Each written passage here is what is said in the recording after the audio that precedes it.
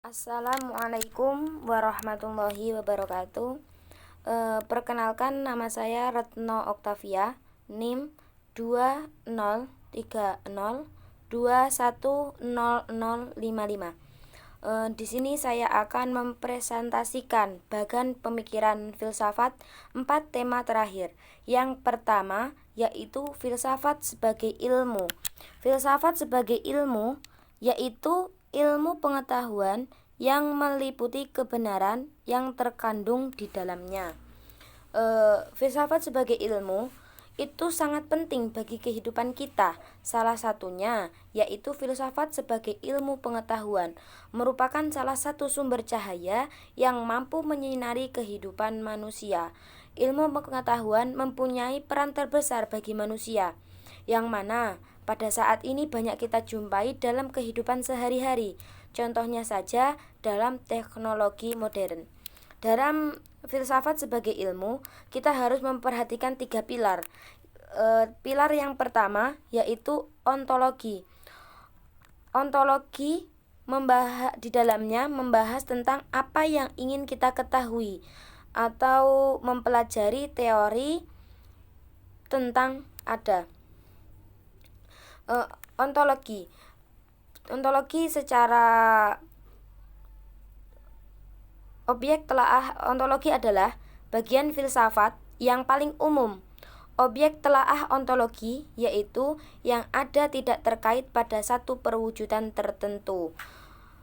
Yang kedua yaitu epistemologi, membahas bagaimana cara kita mendapatkan pengetahuan tentang objek tertentu.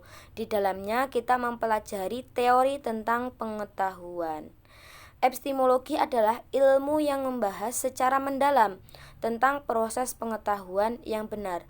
Pengetahuan yang telah didapatkan dari aspek ontologi selanjutnya digiring ke aspek epistemologi untuk diuji kebenarannya dalam kegiatan ilmiah. Yang ketiga, aksiologi, membahas nilai kegunaan pengetahuan. Di dalamnya mempelajari tentang teori nilai. Aksiologi adalah ilmu pengetahuan yang menyelidiki hakikat nilai yang ditinjau dari segi kefilsafatan. Jadi dalam konteks dasar aksiologi yaitu bagaimana manusia menggunakan ilmunya. Yang ingin dicapai oleh aksiologi yaitu hakikat dan manfaat yang terdapat dalam suatu pengetahuan. Yang kedua yaitu filsafat sebagai cara berpikir. Filsafat sebagai cara berpikir yaitu keaktifan akal dalam mencari dan mendalami pengetahuan, suatu pencarian dasar yang sangat mendalam. Di sini dalam filsafat sebagai cara berpikir kita mempunyai 6 syarat yang harus diketahui. Yang pertama yaitu harus sistematis.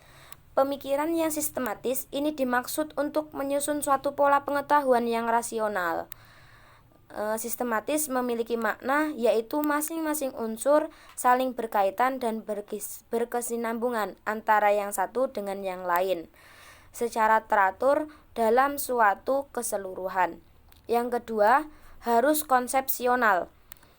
Secara umum, konsepsional memiliki makna yaitu berkaitan dengan ide atau gambaran yang melekat pada akal pikiran yang berada dalam intelektual. Yang ketiga, harus koheren.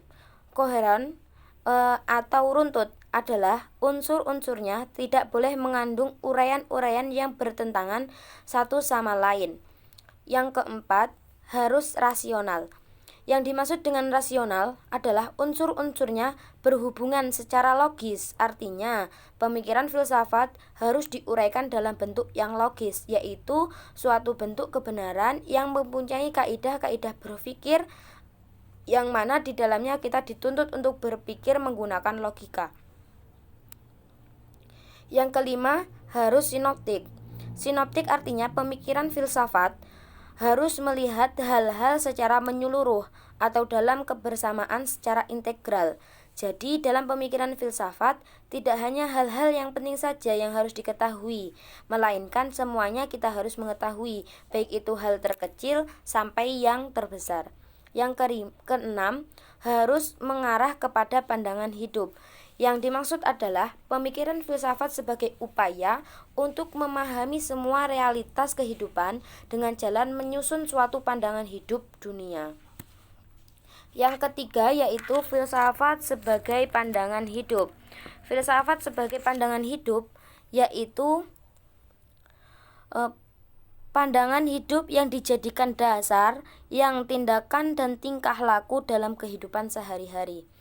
Kegiatan atau problem kehidupan manusia yang mencapai derajat pemikiran filsafat dalam pandangan hidup ada 3. Yang pertama, sangat umum atau universal. Pemikiran filsafat mempunyai kecenderungan yang sangat umum dan tingkat keumumannya sangat tinggi. Karena pada dasarnya pemikiran filsafat tidak bersangkutan dengan objek-objek khusus, akan tetapi bersangkutan dengan konsep-konsep yang sifatnya umum, sehingga pemikiran yang cenderung ke umum bisa mencapai derajat pemikiran filsafat. Yang kedua, tidak faktual. Tidak faktual artinya filsafat membuat dugaan-dugaan yang masuk akal mengenai sesuatu dengan tidak berdasarkan pada bukti. Hal ini sebagai sesuatu hal yang melampaui batas dari fakta-fakta pengetahuan ilmiah. Yang ketiga, implikatif. Pemikiran filsafat yang baik dan terpilih selalu mengandung implikasi atau akibat logis. Dan dari implikasi tersebut diharapkan akan mampu melahirkan pemikiran baru, sehingga akan terjadi proses pemikiran yang dinamis. Yang keempat, filsafat sebagai berpikir reflektif.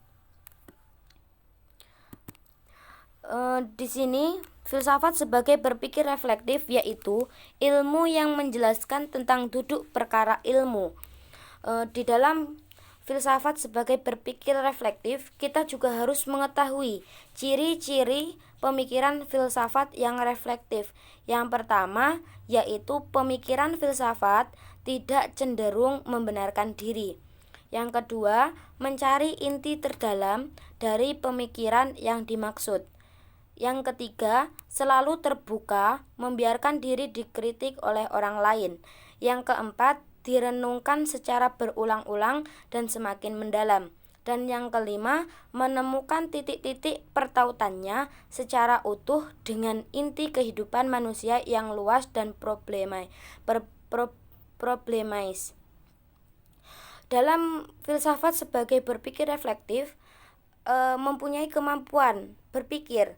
Kemampuan berpikir itu terbagi menjadi 2, diantaranya yaitu berpikir kritis dan berpikir kreatif. Berpikir kritis yang dimaksud dengan berpikir kritis yaitu berpikir yang menguji, mempertanyakan, menghubungkan, dan mengevaluasi semua aspek yang ada dalam suatu situasi ataupun suatu masalah. Berpikir kritis sesungguhnya adalah suatu proses berpikir yang terjadi pada seseorang, serta bertujuan untuk membuat keputusan-keputusan yang masuk akal mengenai sesuatu yang dapat ia yakini kebenarannya serta yang akan dilakukan nanti. Yang kedua, berpikir kreatif, yaitu kemampuan berpikir yang berawal dari adanya kepekaan terhadap situasi yang sedang dihadapi, bahwa di dalamnya situasi itu terlihat adanya masalah yang harus diselesaikan. Hasil yang dimunculkan dari berpikir kreatif itu sesungguhnya merupakan suatu yang baru bagi yang bersangkutan, serta merupakan sesuatu yang berada dari yang biasanya dia lakukan. Untuk mencapai hal ini, orang harus melakukan sesuatu terhadap permasalahan yang dihadapi, tidak hanya diam di tempat, tidak ada usaha untuk menyelesaikan suatu permasalahan. Cukup sekian presentasi dari saya tentang 4 tema terakhir filsafat. Kurang dan lebihnya saya ucapkan terima kasih. Wassalamualaikum warahmatullahi wabarakatuh.